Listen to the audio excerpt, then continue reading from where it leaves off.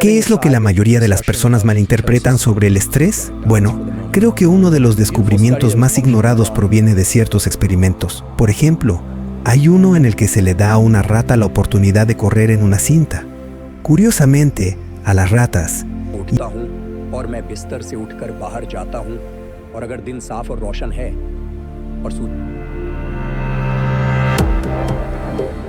y a los roedores en general les encanta correr en cintas. De hecho, ¿hay algo fascinante en eso? Veamos quién atrapa esa mosca primero. Estoy listo, amigo. Un estudio del laboratorio de Hoppe y Hofstra en Harvard demostró que si colocas ruedas para correr en un campo, los roedores correrán en ellas incluso en medio de la noche. Es increíble cómo estos animales están tan obsesionados con correr. Tienen una energía desbordante y sienten una recompensa al moverse. Esto reduce su presión arterial y mejora varios indicadores de salud que, como era de esperarse, también observamos en humanos. Lo mismo sucede con las personas que corren en cintas. Al aire libre o nadan y cualquier tipo de ejercicio cardiovascular genera esos beneficios. Spolsky y yo disfrutamos mucho hablar sobre un experimento en el que colocaron a dos animales en jaulas diferentes. En una de ellas, el animal corre voluntariamente en una rueda. Sin embargo, esa rueda está conectada a otra rueda en una jaula distinta, donde hay un segundo animal que es forzado a correr cada vez que el primero lo hace. Entonces tenemos ejercicio voluntario frente a ejercicio forzado y los resultados son muy claros. El ejercicio voluntario produce mejoras significativas en la salud, como la reducción de la frecuencia cardíaca en reposo, la presión arterial, los niveles de glucosa en reposo y al despertar, entre otros. Por otro lado, el animal que es forzado a hacer ejercicio muestra efectos contrarios. No es el ejercicio en sí mismo, sino el hecho de ser obligado a hacerlo lo que provoca un deterioro en varios indicadores de salud. Y lo interesante es que vemos lo mismo en los humanos. Lo más sorprendente es el trabajo de mi colega, Ladra Alicrum, del Departamento de Psicología de Stanford. Ella ha llevado a cabo fascinantes experimentos sobre la mentalidad y las creencias. Y quiero aclarar que estos no son efectos placebo. Lo que ha demostrado, de manera realmente espectacular, es que si las personas ven un breve video sobre cómo el estrés puede perjudicar su salud, efectivamente experimentan un deterioro en su bienestar. Por el contrario, si otro grupo ve un tutorial factual de 5 minutos que muestra todas las formas en las que el estrés puede mejorar su rendimiento, como mejorar la concentración y la formación de la memoria, lo cual también es cierto, eso es exactamente lo que ocurre, sus capacidades mejoran. Déjame contarte sobre uno de mis estudios favoritos que aprendí el año pasado. Fue un estudio realizado después del atentado en el Maratón de Boston en 2012. Alrededor de 2016, compararon a las personas que estaban en el maratón cuando explotó la bomba con aquellas que vieron 90 minutos o más de la cobertura de noticias sobre el evento. Sorprendentemente, las personas que vieron la cobertura extensa de noticias mostraron una mayor respuesta de estrés que aquellas que realmente vivieron el evento. Es fascinante, ¿verdad? Los efectos de la mentalidad y las creencias son realmente extraordinarios y muy reales. Recientemente he estado investigando mucho sobre la tenacidad y la fuerza de voluntad, e incluso hice un podcast al respecto. Hubo una teoría temprana propuesta por Balme y sus colegas que sugería que la fuerza de voluntad es un recurso limitado, similar a la idea de agotamiento del ego. Se mostró que reponer glucosa entre tareas difíciles podía restaurar la fuerza de voluntad. También encontraron que los jurados o jueces con bajos niveles de glucosa en sangre tendían a imponer sentencias más severas. Sin embargo, esta idea fue evolucionando. Mi colega Carol Dweck, también del Departamento de Psicología en Stanford, más conocida por su trabajo sobre la mentalidad de crecimiento, llevó a cabo un experimento para investigar si la tenacidad y la fuerza de voluntad realmente se comportan como un recurso limitado y si están vinculadas a la disponibilidad de glucosa, el combustible del cerebro y el cuerpo. El hecho es que si las personas creían o se les decía que la fuerza de voluntad era un recurso limitado, eso era exactamente lo que observaban en los experimentos. Pero si se les enseñaba que la fuerza de voluntad es ilimitada y no depende de los niveles de glucosa, eso era lo que experimentaban. ¿Estás sugiriendo que creer que la fuerza de voluntad es un recurso limitado puede convertirse en una profecía autocumplida? Potencialmente sí.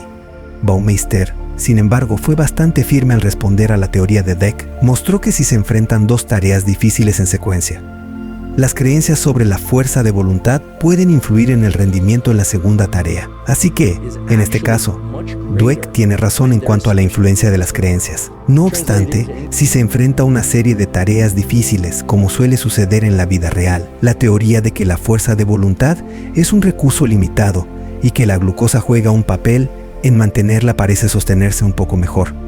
¿Qué opinas sobre la diferencia entre la fuerza de voluntad, la motivación y la disciplina? ¿Cómo se relacionan estos conceptos en tu opinión? Bueno, la fuerza de voluntad y la tenacidad están relacionadas con la motivación, pero no son exactamente lo mismo. Creo que deberíamos considerar la motivación como el estado que nos impulsa desde la apatía hacia la tenacidad.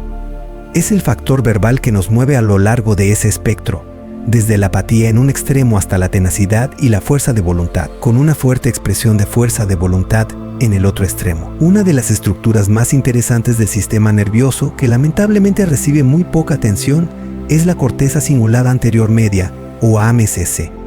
Esta área, que se encuentra en ambos lados del cerebro, es fundamental aunque pocos neurocientíficos comprendan bien su función. La AMCC ve entradas de varias áreas importantes del cerebro relacionadas con la recompensa, la función autónoma, como el nivel de alerta o somnolencia, la predicción y el error de predicción.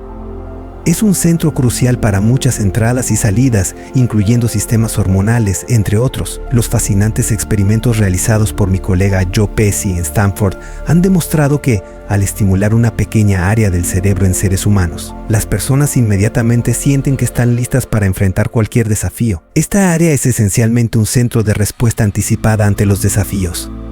En sus estudios, se ha observado que cuando los sujetos son informados de que se les está estimulando esta área, pero en realidad no se les está estimulando, no experimentan ningún cambio. Es como si pudiéramos encender y apagar la tenacidad y la fuerza de voluntad. Literalmente, hay un centro específico para esto. Ahora, esto se vuelve realmente interesante. Voy a enumerar algunos resultados publicados en revistas científicas en rápida sucesión, y estaré encantado de proporcionar las referencias para quienes estén interesados. Los individuos que están a dieta o resistiendo algún comportamiento tentador y tienen éxito en ello, muestran un aumento en el tamaño y la actividad de su AMCC con el tiempo. La estructura se vuelve más grande. En contraste, aquellos que fracasan en sus esfuerzos tienen una trayectoria plana o descendente en el tamaño y la activación del AMCC. Sin embargo, este efecto puede llevarse al extremo. Las personas con anorexia nerviosa, que es uno de los trastornos psiquiátricos más graves y mortales, muestran un AMCC significativamente más grande en comparación con otras personas. Esto sugiere que la autoprivación de alimentos puede activar de manera desproporcionada este centro de recompensa. En resumen, la relación entre el AMCC y la tenacidad puede llegar a ser bastante compleja. Los superancianos, sí. Un término algo impreciso, pero que se refiere a personas que mantienen una función cognitiva saludable similar a la de alguien en sus 20 o 30 años hasta los 70, 80 e incluso 90 años.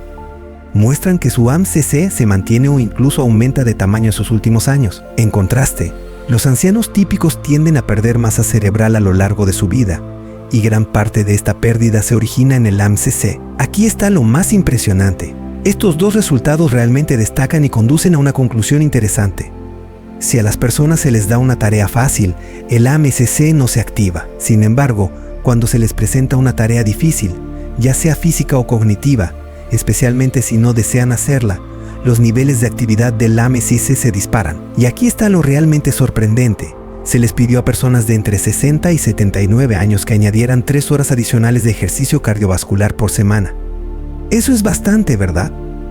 3 clases de 1 hora, denominadas aeróbicas, que elevan la frecuencia cardíaca alrededor del 65-70% de su máximo, lo que se considera zona 3. La gente puede buscar más información sobre la zona 3, pero básicamente, el tamaño de su AMCC aumentó durante este protocolo de 6 meses, compensando el declive relacionado con la edad en esta área del cerebro.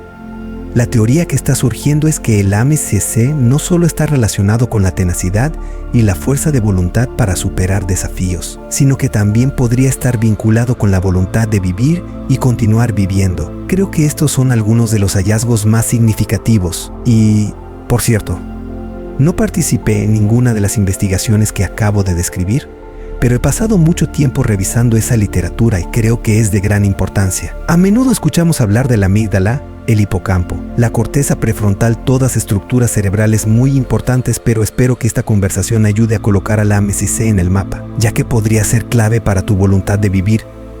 Sin embargo, se está pasando por alto. Lo interesante de esta estructura es que está involucrada en generar tenacidad y fuerza de voluntad no solo para una situación específica, sino para todas las situaciones. Lo que realmente me maravilla de la investigación en este campo es que está claro lo que necesitamos hacer. Necesitamos, por ejemplo, si disfrutas del levantamiento de pesas y correr, como me pasa a mí, ambas son actividades que disfruto. Sin embargo, es importante destacar que incluso si estas actividades son difíciles, como una carrera intensa que realmente disfruto o una serie desafiante en el gimnasio, no van a aumentar el tamaño o la actividad de la AMSC.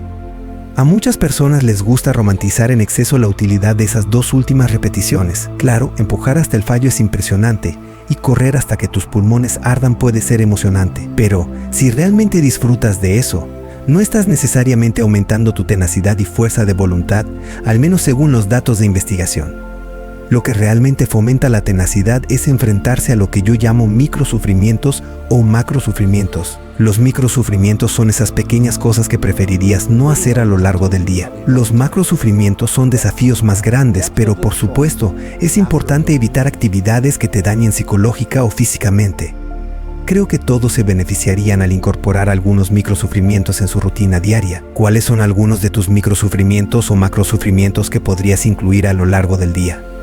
Es difícil, realmente difícil, especialmente cuando está dentro de tu zona de disfrute. Lo que estás diciendo es que deberíamos esforzarnos por ir un poco más allá de ese punto. Se trata de enfrentar un desafío adicional y necesario, y creo que la frase "haz uno más" es un buen recordatorio cuando hablamos de microsufrimientos o macrosufrimientos.